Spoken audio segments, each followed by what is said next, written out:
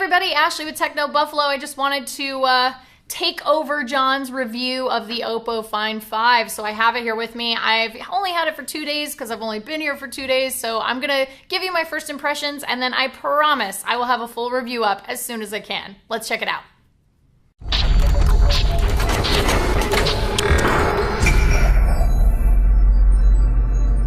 Okay, so we have the Oppo Find 5 here. We talked already in the unboxing about the lovely design quality. It's kind of reminiscent of the older Xperia phones.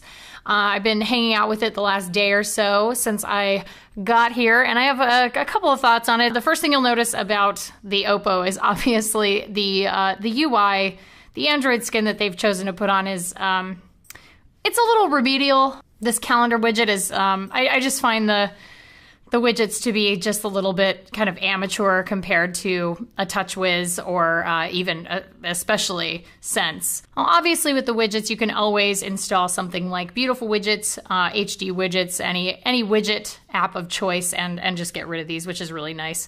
And I'll talk a little bit about CyanogenMod in a second. The phone itself, though, runs really responsively. It's a quad-core processor. It's running on a Qualcomm Snapdragon Pro.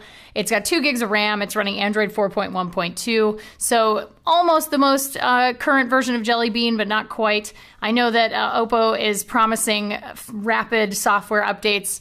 That kind of remains to be seen at this point, but yeah, the screen is absolutely gorgeous. 1080p, 441 ppi. It's an IPS LCD screen. It doesn't get super bright, but it is visible in broad daylight, which is nice, and the images are very clear. I love the almost edge-to-edge screen here. It's a 5-inch screen, so you're definitely carrying around quite a bit of phone in your pocket if that's what you're into.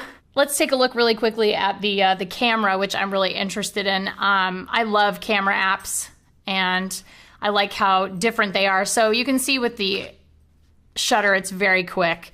And once you go into your gallery, I'll show you some of the stuff that I took at my desk earlier. So I've got my iCade, my Nyan Cat, and my robot. So it's very quick shutter quality. The one nice thing about Oppo's camera software is they have this really sort of lovely editing features where they have things like fill light, highlights, shadows, and they're actually really nice sliders. That's the auto fix there.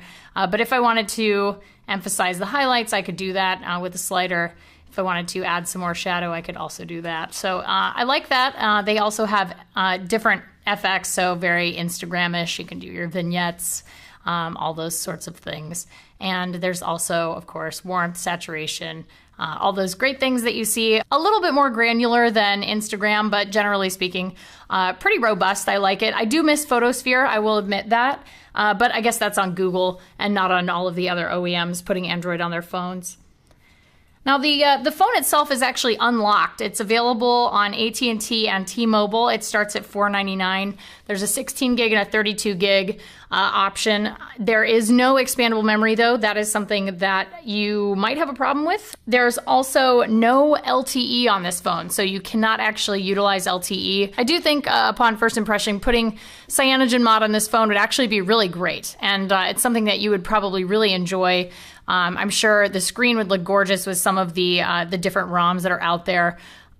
I definitely don't see any feature yet that I would really miss if I rooted it and flashed a different ROM on it, as opposed to, say, the HTC One, which I would definitely miss things like video highlights. Well, so far, the Oppo Find 5, it feels like a really solid phone. I think there's a lot of good things about it. Unfortunately, it kind of feels like it was built with an entirely different market in mind, which is probably the case because this phone is going to be really popular in China.